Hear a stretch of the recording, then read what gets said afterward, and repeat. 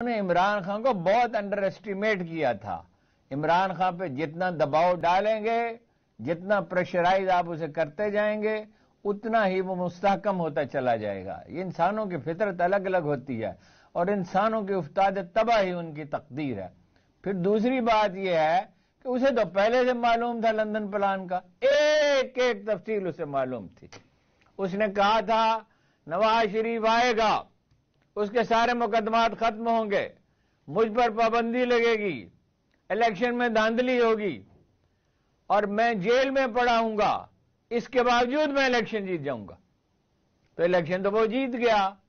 اب فارم 45 ہی کا مسئلہ ہے نا. اگر سارے فارم 45 چھاپ دیے جائیں تو نتیجہ کیا ہوگا؟ یا عدالتیں انصاف کرنے پہ تل جائیں تو کیا ہوگا؟ یہ تو فرزودہ عدالتی نظام ہے. اس کے باوجود 3 سیٹیں پچھلے ہفتے اسے مل گئی ہیں اور کچھ اور مل سکتی ہیں.